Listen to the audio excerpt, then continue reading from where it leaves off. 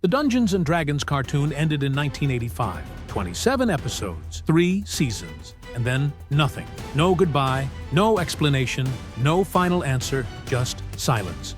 But the real ending, the one the writers actually finished, was never shown.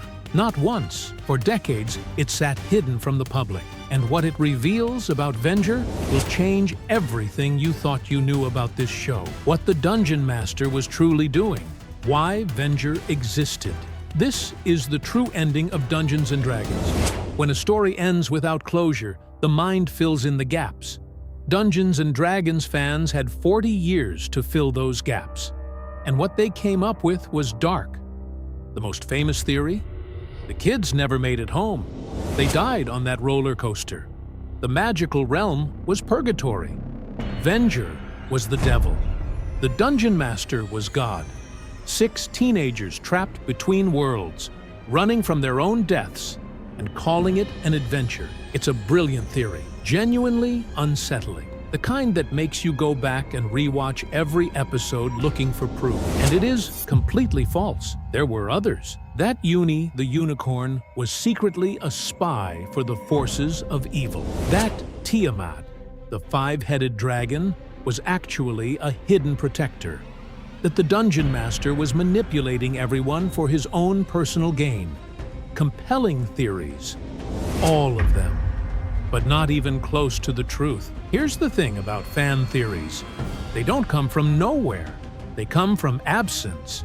When a story is ripped away before it can answer its own questions, the audience finishes it themselves. Dungeons & Dragons didn't just get canceled. It got interrupted, mid-sentence. And the fans have been trying to finish that sentence ever since. But there was one man who already had the answer. His name is Michael Reaves. And he's the man who actually wrote the show. By 1985, Reaves knew what was coming. The ratings were shifting, the network was pulling back, the show was heading toward cancellation. Most writers would have let it go, moved on to the next project. Reaves didn't. He sat down and wrote the finale anyway. He called it Requiem, not as a pitch, not as a business decision, as a gift to every kid who had spent 3 years watching 6 teenagers fight their way through a world they didn't choose. He designed Requiem to close every arc, answer every question, tie off every loose thread the show had left, dangling across 3 seasons. The script was finished, complete, ready for production. And the show was canceled before a single frame was shot. For years, Requiem lived in the fandom like a ghost story, something people whispered about, half convinced it didn't even exist. A finished ending for a show that never got one. Then, in the early 2000s, Reaves published it online, for free, for the fans. And the reaction was immediate. This was the ending the show always deserved. But what's actually in it? That's where things get dark. The script opens mid-battle. The 6 heroes are fighting for their lives against a Hydra. A massive, multi-headed monster tearing through everything around them. And the Dungeon Master appears. He watches. He says nothing. He refuses to give guidance. And then he disappears. No riddle. No cryptic hint. No wisdom. Just gone. The group is stunned, confused, angry. After 3 seasons of following this strange little figure through impossible situations, he picks this moment, one of the worst they have ever faced, to simply vanish. And then Venger arrives, the most terrifying force in the realm. The creature who had hunted these 6 kids across dozens of episodes, who had overthrown armies and devastated entire kingdoms. He doesn't arrive to fight. He arrives with an offer. He knows of a key, a mystical artifact powerful enough to open a portal straight back to Earth, back to the amusement park, back to their former lives. Find the key, cast it into a bottomless pit, and you go free. The group fractures immediately. Eric, the Cavalier, who had complained about being stranded from day one, wants to accept on the spot.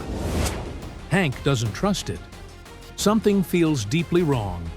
But what choice do they have? They go to find the key, They find it sealed inside an ancient sarcophagus. They open it. The key is real. Everything Venger promised, confirmed. And then the sarcophagus does something no one could have anticipated. It releases a surge of pure magical energy. And that energy engulfs Venger. Venger's monstrous form begins to dissolve.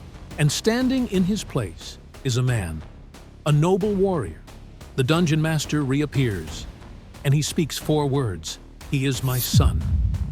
The Dungeon Master's son, the monster who had hunted them, the force they had feared above everything else in the realm, the villain who seemed to exist for pure destruction, was a father's lost child.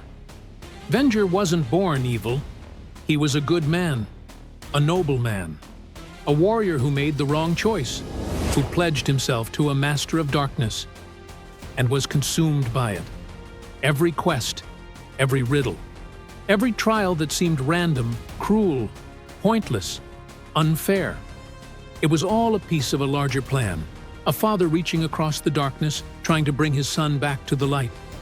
And now, Venger stands beside him. No longer a force of evil, just a man, freed from the darkness he had carried for decades. The realm begins to shift. Portals open across the kingdom. One opens directly in front of the group, leading back to Earth, back to the amusement park, back to everything they left behind. And the Dungeon Master turns to the 6 heroes. He gives them a choice: go home or stay. 27 episodes. A secret hidden in plain sight for 40 years, waiting for a finale that never came, until Reaves wrote it down and gave it away for free. Now, here is the question the script left unanswered. Was the Dungeon Master right? He took 6 children from their world, kept them trapped in a realm of monsters and danger, sent them on mission after mission, without ever revealing the real reason why. All of it, every mission, every risk, every moment of terror, was ultimately in service of saving his own son. He never asked permission, never told the truth.